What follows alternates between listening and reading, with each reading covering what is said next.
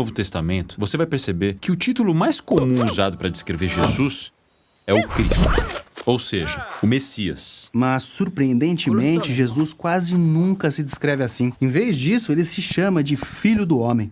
Filho do homem? O que isso significa? Bem, a frase vem de um capítulo importante no livro de Daniel, no Antigo Testamento. Daniel era um prisioneiro de guerra israelita forçado a viver no Império da Babilônia e trabalhar para o rei orgulhoso e violento que destruiu seu lar. Isso parece horrível. Enquanto vivia e trabalhava na Babilônia, Daniel teve um sonho profético maluco. Você está preparado para ouvir? Estou pronto. Ele viu 4 bestas rastejando para fora de um mar escuro, animais híbridos assustadores que pareciam monstros. E a 4ª besta é uma mutação tão estranha que não dá para comparar a nada. E ela é violenta, deixando um rastro de morte e destruição. Mas o que isso significa? Bem, Daniel ouve que as bestas simbolizam reis violentos e orgulhosos, e seus impérios. Ah, como que o escravizava. Sim, e essas criaturas podem parecer aleatórias para você, mas estão desenvolvendo um tema bíblico importante. Como os humanos são essas criaturas capazes de fazer um bem maravilhoso e um mal terrível. E podemos nos comportar como animais. Certo? Veja as primeiras páginas da Bíblia. Deus cria as bestas do campo e também os seres humanos, todos a partir do pó. Depois, os humanos são separados e recebem a tarefa de reinarem como a imagem de Deus. Então os humanos são como animais, mas chamados para se tornar muito mais. Eles devem representar Deus na terra, governando em nome dele como reis e rainhas. Mas depois os humanos são enganados por uma besta que diz que eles podem ser mais do que apenas parceiros de Deus. Eles poderiam governar o mundo do seu jeito, o que parece bom para eles. Mas Deus sabe que isso vai ser um desastre. Então ele expulsa os humanos para o território das bestas. A parceria está perdida. Mas Deus faz uma promessa de que um dia nascerá um humano que não vai ceder à besta. Em vez disso, ele a vencerá, ao mesmo tempo em que será ferido por ela. Certo. Então, na sequência da história, ficamos esperando por esse humano.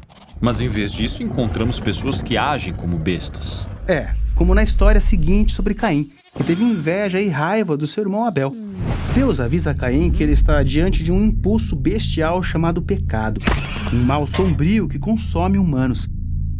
Mas Deus diz que Caim pode dominar a besta se quiser.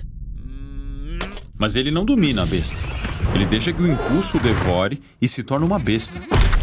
Depois disso, os filhos de Caim espalham a violência deles e ela leva à fundação de uma civilização inteira conhecida pelo seu orgulho bestial, a cidade da Babilônia. Certo, Babilônia. Então, avançando na história, aí é onde Daniel está escravizado tendo esse sonho bizarro.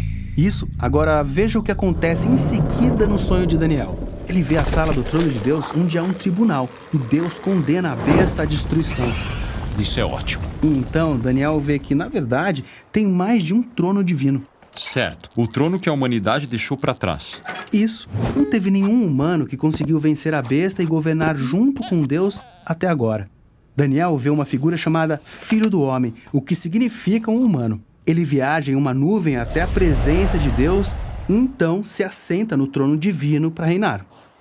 A parceria está renovada. Sim, e mais. Toda a humanidade adora e serve esse Filho do Homem junto com Deus.